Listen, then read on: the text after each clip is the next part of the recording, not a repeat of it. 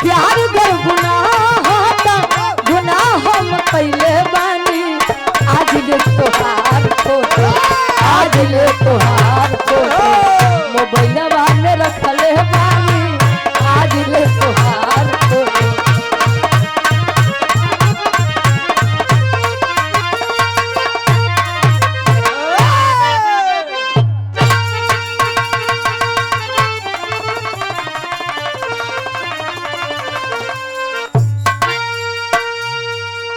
अब समरी यार राम रे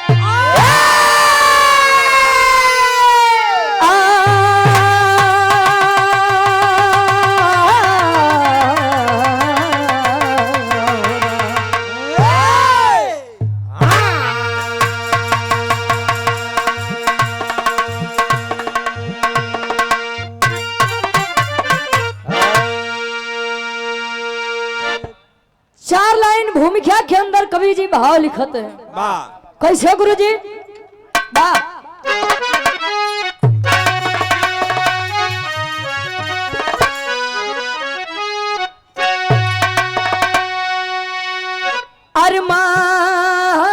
अरमान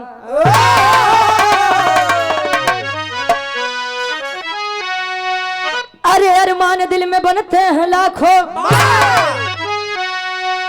कोटि कल्पना का देखो समावेश होता ढह जाते सभी है महल ख्वाब के कहे जब तक न ऊपर से आदेश होता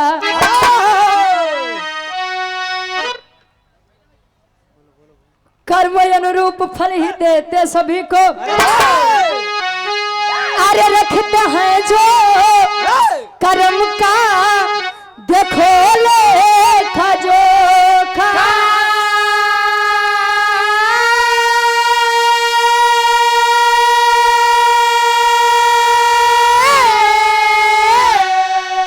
अरे गलत कर्म का है नतीजा भयंकर मगर सत्य का फल देते अनोखा।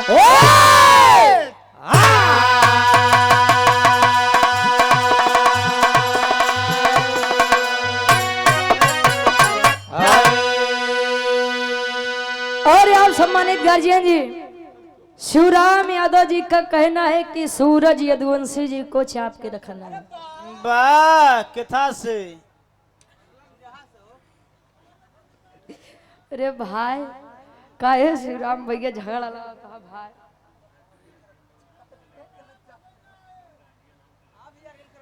और आप घर मलिकार साहब सरयू प्रसाद जी के आप सुपुत्र हैं। आप प्रदीप यादव भाई हमारे जेवनिया से सिद्धि विनायक कंपनी के मलिकार साहब 100 रुपया बहुत बहुत धन्यवाद। अब उनका तो उनका घरे वाले चाप को अरे तो सूरज एजेंसी है ए भैया के तनी सुर कहानी की आप लोग ध्यान दिया। आजकल आदमी जब कह दे गुरु जी कि हमरा अंदर घमंड नहीं बा अहंकार नहीं बा तो ओसे बड़े झूठा आदमी क्यों नहीं बा क्यों के अपने बल के ऊपर घमंड बा क्यों के अपने ज्ञान के ऊपर घमंड बा क्यों के अपने धन के ऊपर घमंड बा क्यों के अपने सुंदरता के ऊपर घमंड बा क्यों के अपने मेहरारू के ऊपर घमंड बा। वाह अरे तो दुनिया के सबसे बड़ा घमंडी आदमी ये नहीं है भाई। अच्छा यो बात सही बा प्रदीप भैया ढेर दिनों बाद मुलाकात भवा कहो आज के समय में नीला ड्रम में डाले वाले समय में अगर मेहरारू वफादार मिल जाए तो उसे बढ़िया घमंडी के रही। सबसे बड़ा घमंडी तुम्हारे डुबलू गुरु जी यहाँ। हाँ इनका डेली प्रोग्राम चलत बा लेकिन दिखा कितना बढ़िया प्रेम बा। कम मंजित भैया बिरहा में बड़ी सुंदर कवि जी गजल का भाव लिखते हैं कैसे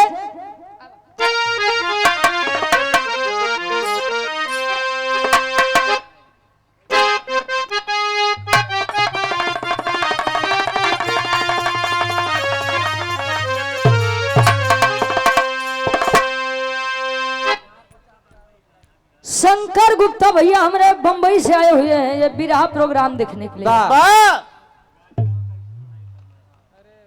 बाद में मनोहर भैया 100 रुपया बहुत बहुत धन्यवाद। आशीर्वाद के 4 एक बच्चे अपनी कला में कामयाब रहे। वाह आज से हम एक प्रण लेते हैं गुरु जी हाँ, कि अब जोने मंच पे पहुंचे अब हाँ, लगातार 10 दाई है गाँव राज हो तो कैसे मनाई जल आदमी उबिया कहे ना कभी गाना बंद कर दे। वाह हाँ बिरहा में बड़ी सुंदर कवि जी गजल के भाव लिखत हैं कैसे।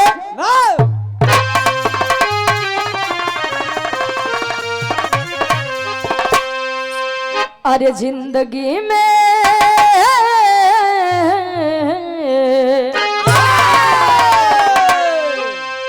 जिंदगी में हजारों का मेला जुड़ा, जिंदगी में हजारों का मेला जुड़ा, हंस जब जब उड़ा तब अकेला उड़ा, हंस जब जब उड़ा तब अकेला उड़ा, जिंदगी में हजारों का मेला जुड़ा, जिंदगी में हजारों का मेला जुड़ा, हंस जब जब उड़ा तब अकेला उड़ा, हंस जब जब उड़ा तब कहे जिंदगी में हजारों का मेला जुड़ा, हंस जब जब उड़ा तब अकेला उड़ा। कहो गुरु जी दुनिया में कितनो रिश्ता नाता बनाए ला, वाह जब इस संसार के छोड़ के जाबो तो केहू काम में नहीं आई।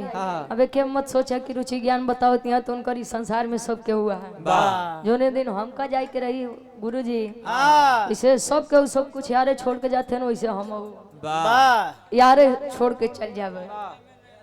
हाँ ये चारों बिरहा में कवि जी एक लाइन भाव लिखते हैं भक्त और भगवान के प्रति कैसे।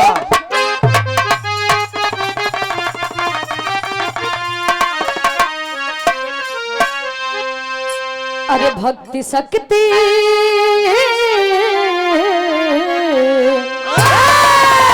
भक्ति शक्ति का फंदा है ऊंचे जुड़े, भक्त हित रहते भगवान में सारे, भक्त हित रहते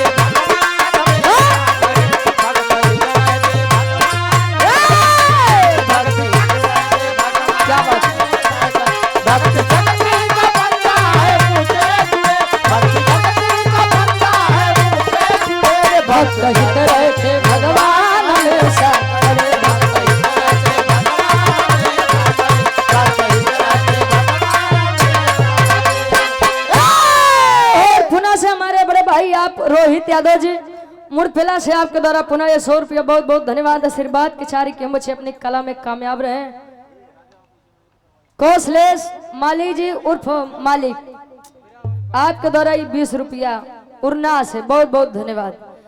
कहे भक्ति शक्ति का फंदा है ऊंचे जुड़े, भक्त हित रहते भगवान हमेशा खड़े खड़े। वाह देवनगरी कहा जाता है प्रयागराज को। वाह का गुरु जी हाँ जी प्रयागराज को देवनगरी कहा जाता है और यहाँ पर भक्ति क्या होती है ये बच्चा बच्चा जानता है। वाह नहीं तो चलिए अब महाकुंभ के मेला में दिखाई जाए कि लागत बा कुल देश हवे भाई वाह भक्तिमय हो गए भाई। वाह कहानी का शुरुआत बाकी से बड़े भाई आप पंकज यादव जी कपड़ा वाले रामनगर जेवनिया दाढ़ी से आपके द्वारा 200 रुपया बहुत बहुत धन्यवाद। पुनः हमारे बड़े भाई रोहित यादव जी मुड़पेला से आपके द्वारा 100 रुपया भैया बहुत बहुत धन्यवाद। आशीर्वाद के 4 के बच्चे अपनी कला में कामयाब रहे। कहानी का शुरुआत बाकी से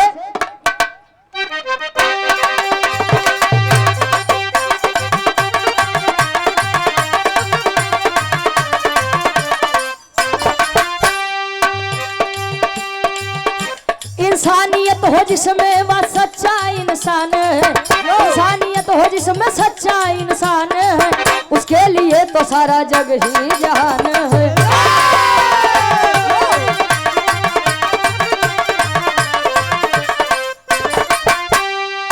किसी एक गांव में किसान दयावान रहा, किसी एक गांव में किसान दयावान रहा, किंतु फूल बिना गुलशन वीरान रहा।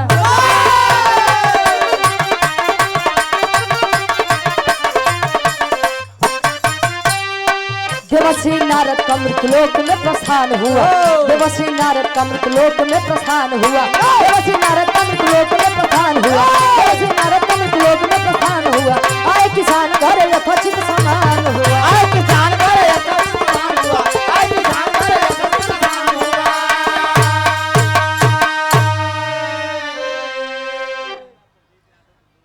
शंकर गुप्ता भैया हमारे प्रदीप भैया के आप परम मित्र है मुंबई से, गार्जियन जी के द्वारा 100 रुपया बहुत बहुत धन्यवाद।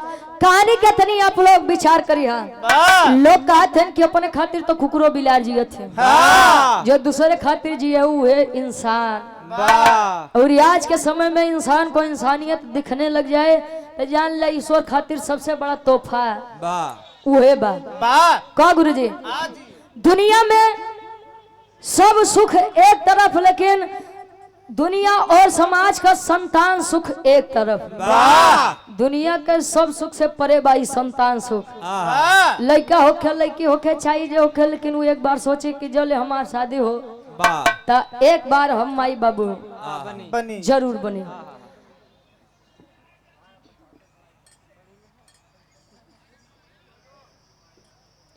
चेहरे पे मुस्कान, दिल में कला का राज, रुचि यादव का हर अंदाज है लाजवाब। अरे वाह, अरे बारे प्रशांत भैया समाज सेवी के साथे साथे बड़ा बढ़िया शायरी करत है भाई। वाह बारे प्रशांत भैया, ये आपके द्वारा 100 रुपया भैया बहुत बहुत धन्यवाद। आशीर्वाद के चारे के बच्चे अपनी कला में कामयाब रहे। एक गांव में किसान जी के परिवार बा, धर्म पत्नी बा डहलू गुरु जी। जीवन बड़ा बढ़िया एक बीतत बा, शादी विवाह के काफी समय बीत गया, खाली जिंदगी में एक चीज के कमी बा, संतान सुख के। किसान जी बड़ा उदास है। निहार नारद जी डबलू गुरु जी देखा बड़ा खेला करवाए के खिल लइका दिवाई दे राजा मोरंग के। ए भैया मृत्यु लोक का चक्कर काटने के लिए नारद जी जब आए तब किसान जी मन मारे बैठाए अपने दरवाजे पर। तब किसान जी जाते हैं, किसान जी के दरवाजा नारद जी, तब किसान जी बताओ का बताओ, एक लाइन तरज लगत बा।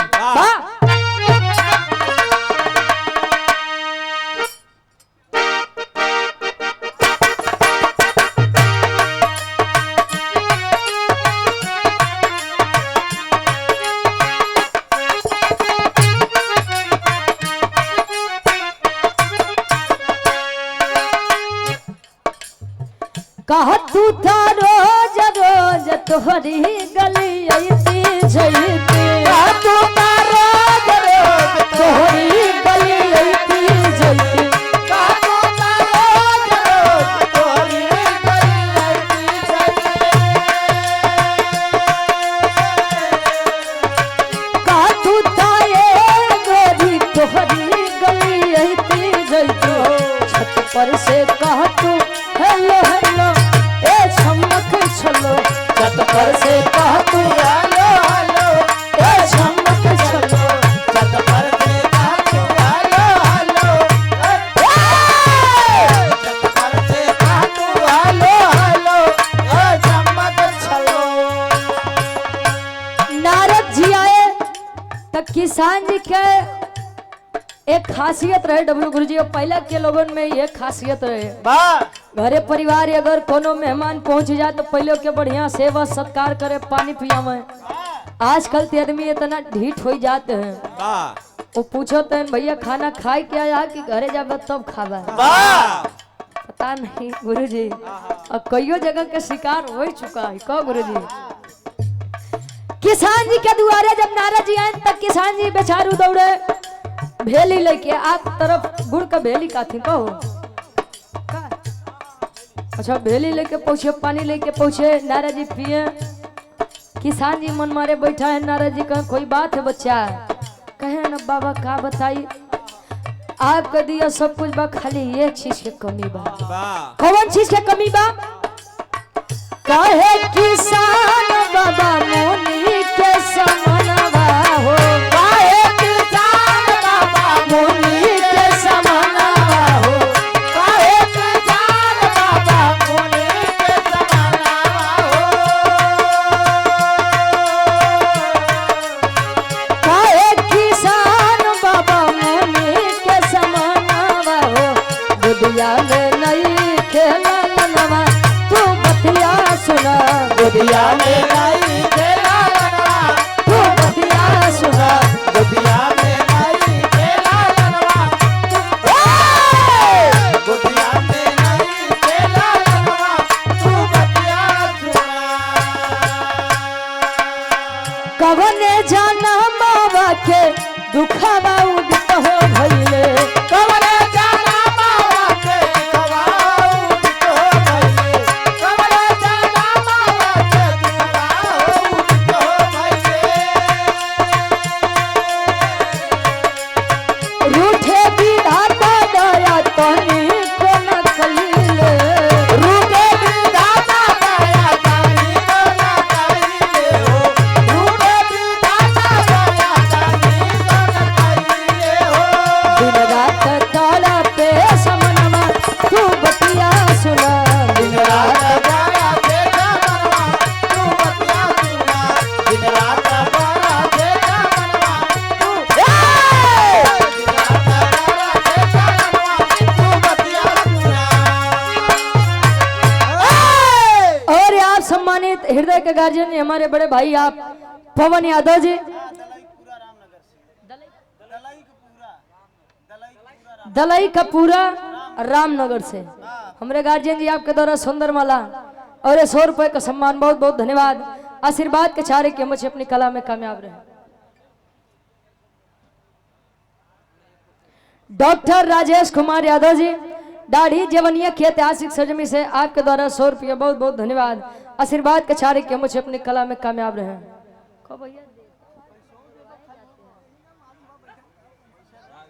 ए भैया तनी सा विचार करी है किसान जी समझावत है नाराज जी के कि पता नहीं हमसे कोने जन्म के बदला आप लोग लेते हैं कहे कहे कि सब कुछ तो दे दिया का महाराज अगर ये खिलैका दे देता तो कोनो तकलीफ हो जात का। अच्छा इतनी बतिया जल नारद जी सुनत भाई ओनो बेचारू पानी पिय रहे किसान जी के दुआरे अब ओनो मुहाई गए किसान जी के ऊपर कहे कि अरे बच्चा एकदम सही जगह अरदास लगाया है। नारद के मतलब नारायण और नारायण के मतलब नारद जहाँ विष्णु जी के नाम आओ भैया हुआ नारद के नाम नहीं आओ तो जान लियो धूरा बा ए भैया कहे कि हम जाते हैं विष्णु जी से अरदास कह के विनती कह के एक लड़का तो देवाई देवा बाकी तो निश्चिंत रहा हम तो लड़का देवाऊ चल दिए क्षीर सागर विष्णु जी विश्राम करत है विष्णु जी विश्राम करते हैं यार लक्ष्मी माई पैर दबावते हैं कैसे एक लाइन तरस के संकेत करते हैं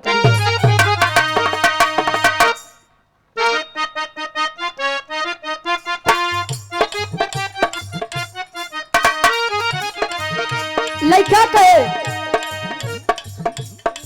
नखे हुजूर कोनो लइकन के गलती नखे हुजूर कोनो लइकन के गलती ये मिजाज के बढ़ावे नखे हुजूर कोनो लइकन के गलती ये मिजाज के बढ़ावे नखे हुजूर कोनो लइकन के गलती ये मिजाज के बढ़ावे बीड़ाधारी विष्णु से जाके बीड़ाधारी विष्णु से जाके सारी बात बतावे ले बीड़ाधारी विष्णु से जाके सारी बात बतावे बीड़ाधारी विष्णु से जाके सारी बात बतावे बीड़ाधारी विष्णु से जाके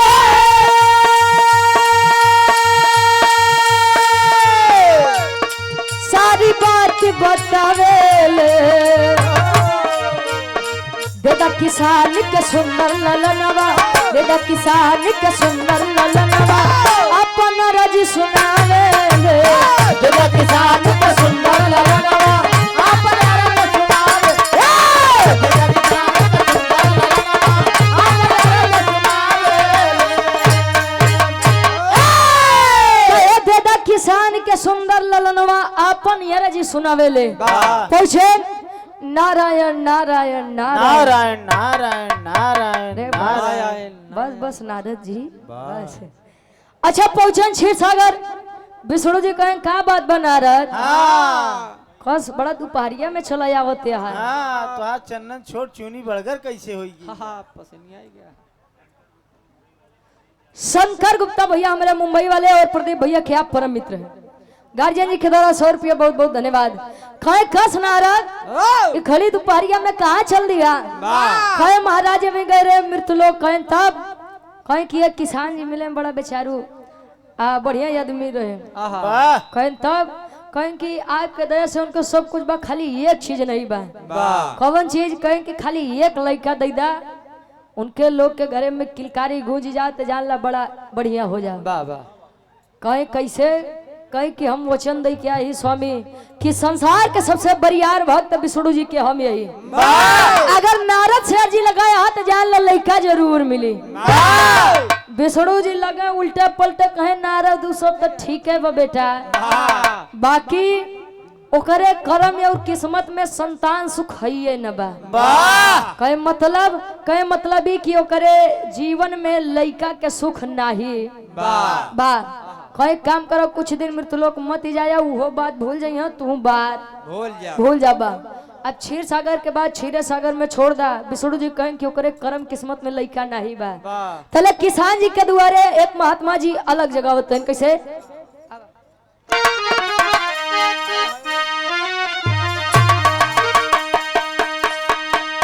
आए हाय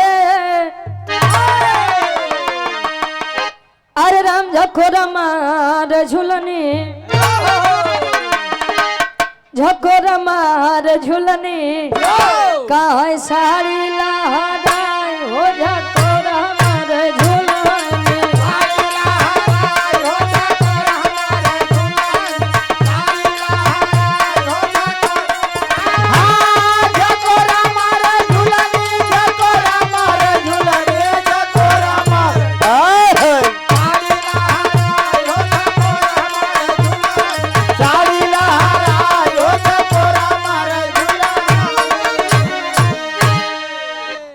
रंगों से नहीं अपने हुनर से पहचान बनाती है। रुचि यादव अपने कला से दिलों पर राज चलाते हैं। मंच छोटा या बड़ी महफिल हर जगह अपनी अलग चमक दिखाते हैं। हमारे प्रशांत भाई अपन समाज सेवी है हमारे भाई आपके द्वारा 100 रुपया बहुत बहुत धन्यवाद।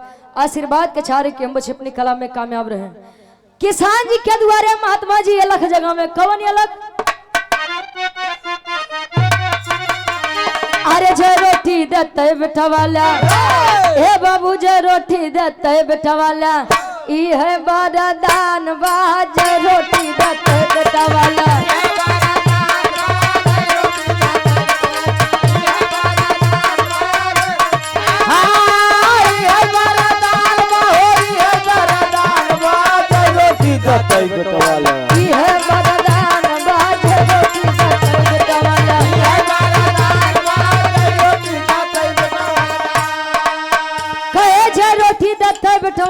है वरदान बा। इतनी बतिया सुन के महात्मा जी के किसान जी अंदर बैठा रहे तो ले दौड़त हाफत आवत है कि ए बाबा भाई जोन कहत रहे एक बार फिर से कही देता है का कहत रहे सुना बताओ तो भूखिया लगल बा जइगो रोटी खियाइबा रोटी खियाइबा हो रोटी खियाइबा रोटी खियाइबा हो रोटी जय रोटी कैलाल उपहार में पैबा जय रोटी कैलाल उपहार में पैबा जय रोटी कैलाल उपहार में पैबा अरे पैदा होई हला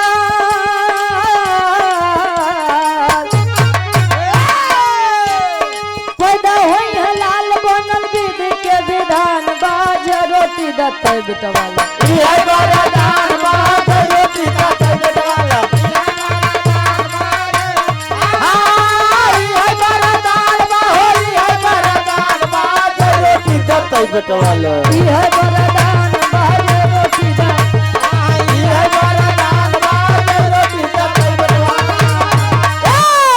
किसान जी से महात्मा जी कहते हैं कि महाराज ढेर दिन हो के बाद कुछ खाए नहीं यही अगर कुछ खियाई देता तो आत्मा तृप्त हो जाती आशीर्वाद दे के जाए। इतनी बतिया सुन के किसान जी गए तो देखे रसोई घर में डबलू गुरुजी आ गिनती करें तो 7 रोटी रखी रही। वाह 7।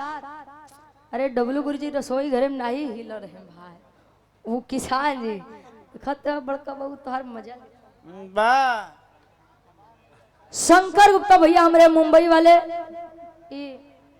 प्रदीप भैया के परम मित्र हैं, आपके द्वारा 100 रुपया बहुत बहुत धन्यवाद बा। अरे मान लिया वाह माने में काजत है मान ल कब भैया तनी सा विचार करी है गए छात्र देखे 7 रोटी रही लेके आए महात्मा जी का दी है। वाह अच्छा जैसा दिया चले तले किसान जी के मेहरारू पीछे से डबलू गुरु जी कुर्ता के टोक पकड़ती है कस इन लइकन के चक्कर में तो कुल मारे नाश कर डाला, कुल गिरस्ती मारे नाश कर डाला, कुल लुटाई डाला। अबे चला है तू लइका के सुख ले बदे जे आवत है वही के पानी पियावत है, सब सांत्वना दे के जाते हैं भैया लइका होई भैया लइका होई। अबे आज तक लइका होते बा काहे कितने चुप रहो तनी सा एक बार फिर से हमका देखा दे जानी अब बार विष्णु जी के आशीर्वाद लाग जाए भाई। अच्छा गए दिहन महात्मा जी खाए आत्मा तृप्त भय आशीर्वाद दे के गए। धीरे धीरे समय बीतत बा होत का बा तेरी के भाव लगत बा कैसे होए गुरु जी।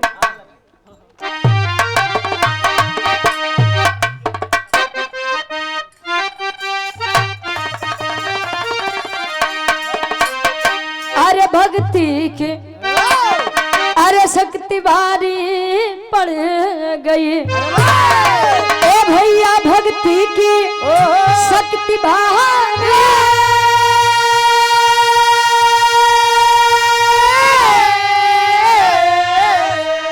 भक्ति की शक्ति भारी पड़ गई पहले 7 लाल अम्मा कुठी फुलवारी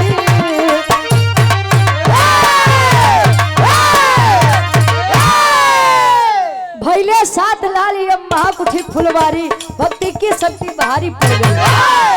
धीरे धीरे समय बीता किसान जी के जो घर दुआरे को लइका नहीं भाई ये गुरु जी भक्ति भक्ति करो सब मिलेगा शक्ति बा ये या भक्ति जकरे घरे एक लइका नहीं बताओ करे घरे 7 लइका बतावा ब्रह्मा जी और विष्णु जी यस पूरी के माँ को उनका पगलवा दिए कि चल गए भाई बिना न्यूते के जे भगवान यस कर्म करे तो मन काहे न करे भाई कहो। अच्छा यार जब आए 7 लड़का देखते हैं तो नारे जी जानत है गुरु जी वो शांति से बैठे वाले नहीं रहे यार के बात बाहर तक इनके मेहरारू के खबर उनके मेहरारू तक इनके माइक खबर उनके माइक लगे तक वाह। अच्छा यार बाहर काम पहले के समय में एक नारद जन्म लिए रहे आजकल हर घरे 2 नारद जन्म लेते हैं भाई।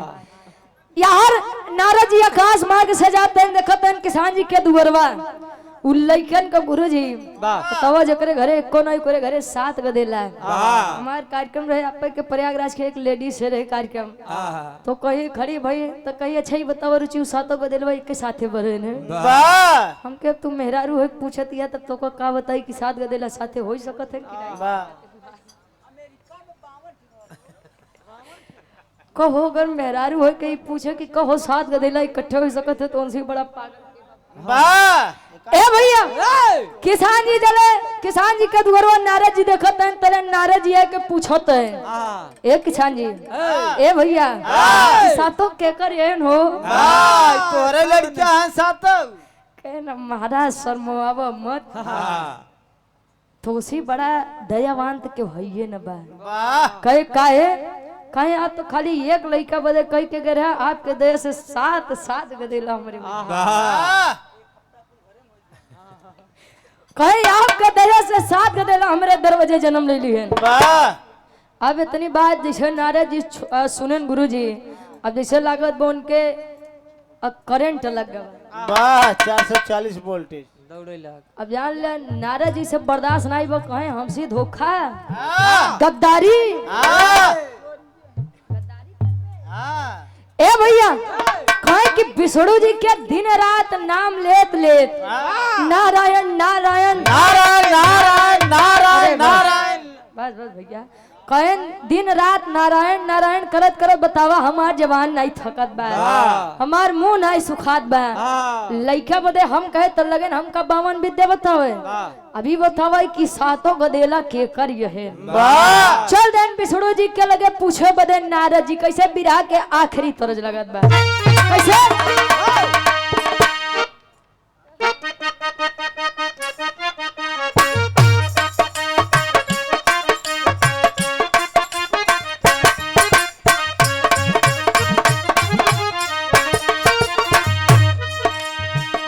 बड़ी सुंदर गीत के संकेत बा। आई गीत बड़ी वायरल भी रहे बड़का बाबू। कैसे घर जाओ शर्माऊ घबराऊं, कैसे घर जाऊं शर्माऊं घबराऊं, कैसे घर जाऊं शर्माऊं घबराऊं, कैसे घर जाऊं शर्माऊ घबराऊं। कोई दिलिए ढूंढते हाय मेरा नाम खो गया, कोई दिले ढूंढ के लाए मेरा नाम खो गया, कोई दिले ढूंढ के लाए मेरा नाम खो गया। कोई दिले ढूंढ के लाए मेरा नाम खो गया। कोनो लड़का कोनो लड़की के खूबसूरती के बखान करे तारीफ करे।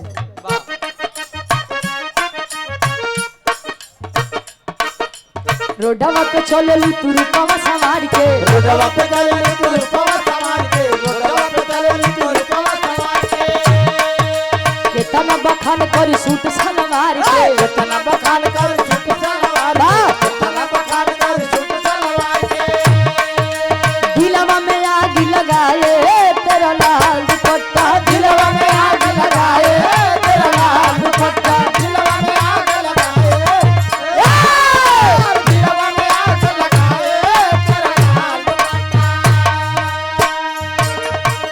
नारद जी अपनी बतिया जो सुनन तक घुसियाई के भागत हैं क्षीर सागर तरफ। चले नारद मुनि तब क्रोधवा बढ़ाई के, चल नारद मुनि तब क्रोधवा बढ़ाए, चल नारद मुनि तब क्रोधवा बढ़ाए के। विष्णु के पास तब पहुँचे है जाई के, विष्णु के पास तब पहुँचे जाए के, विष्णु के पास तब पहुँचे जाए के। प्रभु जी से बात बताइबे सोचे मुनि रैया, प्रभु जी से बात बताइए सोचे मुनि रैया, प्रभु जी से बात बताइए, प्रभु जी से बात बताइए सोचे मुनि रैया। पुणे से हमारे गार्जियन जी आप शंकर गुप्ता जी, मुंबई वाले भैया हमारे प्रदीप भैया के आप परम मित्र हैं। आपके द्वारा पुनः ये 100 रुपए का सम्मान बहुत बहुत धन्यवाद। आशीर्वाद के सारे कीमत से अपनी कला में कामयाब रहे। गुस्सियाई के पहुंचते अजले नारद जी का देखे न अपनी तरफ आओ तब विष्णु जी समझिए नो हो तीर एकदम सही जगह लाग बा। विष्णु जी आए कहें कि आज पूछब कवन गलती बाबा हमरे भक्ति में का कमी की है हमें इनका याद करे में। आज हम कई सिला देते हैं लगन नारद जी का देख के विष्णु जी हिले कांपे। हाय हाय बुखार जूड़ी रखत बा का तोरे। नारद जी पूछे विष्णु जी कहें कि बेटा नारद कहें कस महाराज बड़ा हिलत कांपते है। कहें लागत भाई अपना ही बचब काहे बदे सृष्टि के देख रेख आपे करत है आपन रहबा त सृष्टि कैसे चली हो। कहें कि बेटवा अब लागत बनना ही बचब। अब नारद जी सोचत हाँ अगर इनके कुछ हो जाए भाई तो हमार बात अधूरी रह जाई। कहे कि महाराज अगर कोनो इलाज बा कहे अगर खाली एक इलाज बा कौन इलाज बा। कहे कि जा जो संसार में हमार सबसे बड़ा भक्त हो डब्लू गुरु जी जो हमारी संसार में सबसे बड़ा भक्त हो खाली ओकरे आंख के खून लिया दे नेत्र के खून एक आंख के ओके हम पी ले तो एकदम ठीक हो जाए।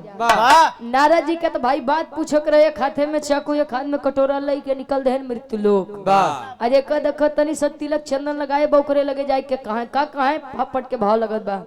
और आप सुरेश कुमार यादव जी TTI शुक्लपुर प्रयागराज से गार्जियन जी के द्वारा 100 रुपया बहुत बहुत धन्यवाद। पापड़ के भाव लिखते हैं कवि जी।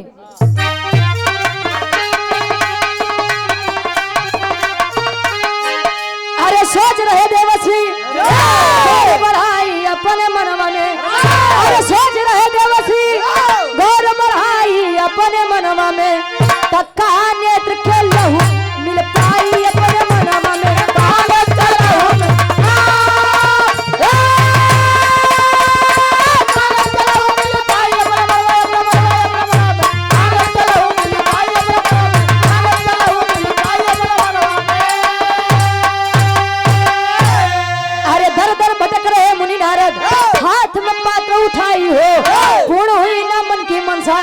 तब संत के बात जब आई हो, अरे पतिया सुन के सोचे नारद जी अपने मनवा में, कहा नेत्र के लहू मिल पाई अपने मनवा में। जेका देखे भैया तनी सब तिलक चंदन लगावे, ए भैया चाकू कटोरे पीछे कले भैया, कहीं के हाँ कहीं के भक्त है, कहीं हाँ कहीं के कर, कहीं विष्णु जी के, कहीं पक्की बात, कहीं कि अरे महाराज विश्वास माना जले विष्णु जी के हम एक लोटा जल नहीं चढ़ा दे तो हम खुदे अन्य जल नहीं ग्रहण करें। कहीं पक्की बात, पक्की खबर बा, कहीं हाँ बिल्कुल। पवन भैया आजकल तिलक चंदन वाले से बड़ा डर लागत बा, तो हमारे डब्लू गुरु जी तो से छोड़ा के टहरते हैं बाहर। ए भैया कहे कि अच्छा ही बतावा जब तू विष्णु जी के भक्त है, कहता कहीं के अलावा एक आँखी के खून दे काहे बदे, कहन विष्णु जी के तबीयत खराब बा, कहन कि जे संसार के सबसे बड़ा भक्त हमार होए, खाली ओकरे एक आँखी के खून लिया दा हम पी लेब एकदम ठीक हो जाए। लगे महात्मा जी हरे हर बार कहे कि अरे महाराज हम इतना बरियार भक्त, अब इतना बड़ा भक्त नहीं है, अपने मेहरारू के कहलू तो हमारा देही भाई पता लाग हम एक आँख खून का दे दे, हमार मेहरारू लड़के बच्चों कोने डारी लगी है भाई। कहे तो आज के बाद तिलक चंदन लगाए के घूमो बंद कर दिया है, दिखाया मत, चूनी छोट करा दिया। ए भैया अच्छा ये करत करत 2 दिन मृत्यु लोक में बीत गवा, आखिरकार पहुंचे तन कहा जौन महात्मा जी के कहे से किसान जी के दुआरे 7 गदेला जन्म लिया। कैसे आल्हा के भाव में कवि जी प्रमाण देते हैं।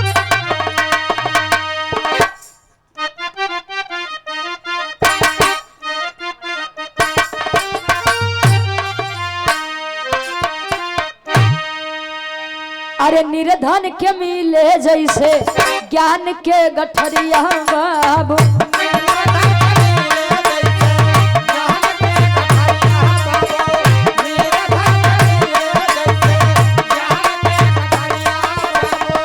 मनवा के मनसा सब गइले पूरा,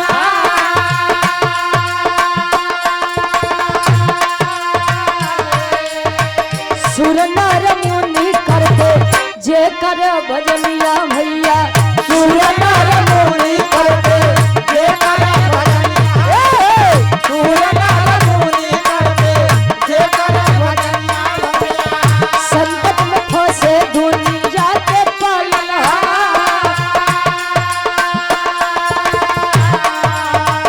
चाकू उठा के अपने अखिया में मरले बाबू,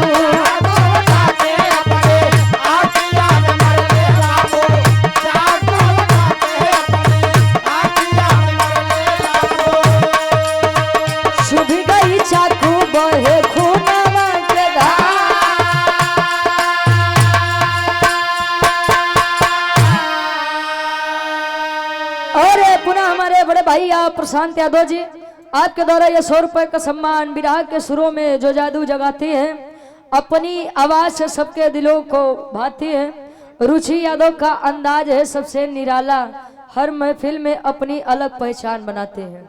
बहुत बहुत धन्यवाद भैया प्रशांत भैया। एक बार भैया के नाम पर जोरदार ताली बजा दे भाई, ये कब्बे से शायरी करत हैं भाई, वाह क्या कहना। प्रदीप भैया डाल दिया हो। ए भैया तनी सब विचार करिए, उनको समझाओ उनके का दिक्कत बद तकलीफ बा। पहुंचते हैं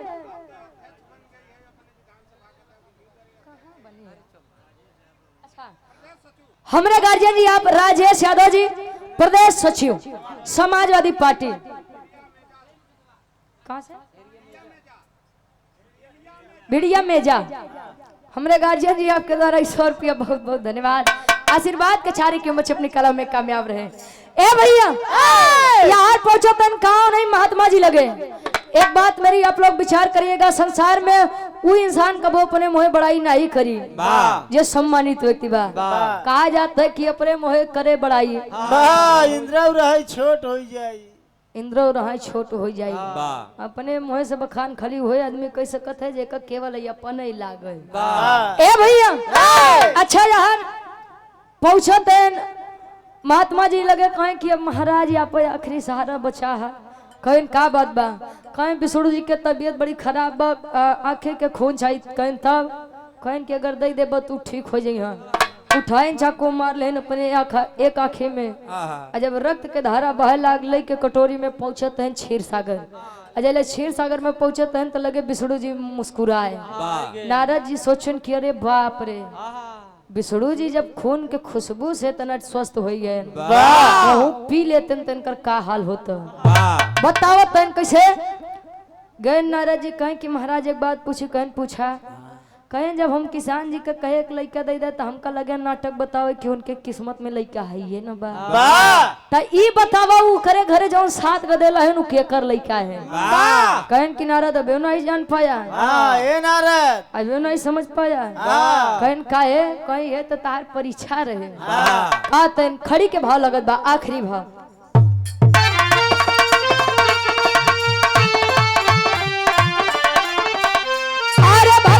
विष्णु हंस के करे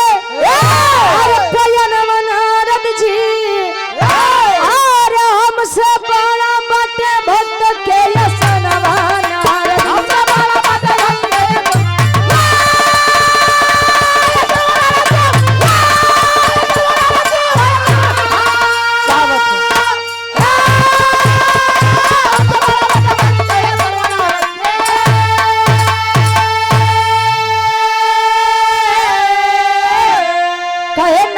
नहीं समझ पाया। कहन का कहें कि जब तू आया तो तू कहा कि संसार के सबसे बड़ा भक्त हम ही आपके ही कहे हाँ तो बिल्कुल एम कोनो शक बा का। कहे जब हमका खून के जरूरत पड़ी तो लई के चाकू कटोरा मृत लोग भागे लगे। कहो ये बताओ तू केकर भक्त है। बोला विष्णु जी के बतिया सुन के नारद जी शर्माई गए, जानी गए कि घमंड नहीं करे के चाहिए।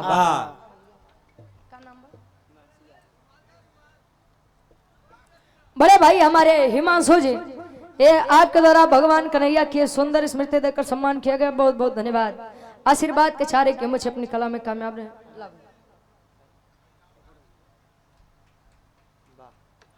हिमांशु भाई हमारे बहुत बहुत धन्यवाद। और आप रानीगंज प्रतापगढ़ अपने प्रतापगढ़ शंकर गुप्ता जी प्रदीप भैया के परम मित्र हैं। राजा पायल उतारी दा आवाज करता है। अब ये बताओ शंकर भैया कहाँ आए हैं? रानीगंज प्रतापगढ़ से। अरे भैया तले तो हमारे पड़ोसी है आप। बहुत बहुत धन्यवाद। आशीर्वाद के चारे के बच्चे अपनी कला में कामयाब रहे।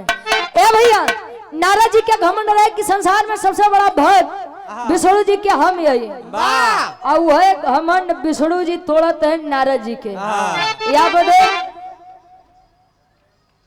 अगर भक्ति करनी है तो दिल से करिए वरना मत करिए। नारद जी बड़ा चालाक आदमी है, बना काम बिगाड़ू सकत है ना बिगाड़ा काम बनाऊ सकत है। आखिरी में खानदान के परिचय बा। गुरु बिहारी गुरुलेश गुरु रामलाल गुरकारी स्वर्ग से चंदिका कवि भारत जी बने पुजारी हो।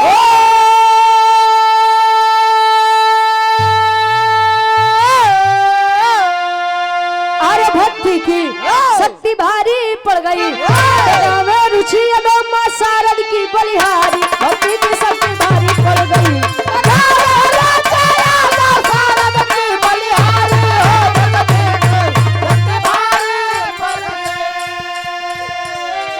प्रशांत भैया के मेरे दुई आदेश बा।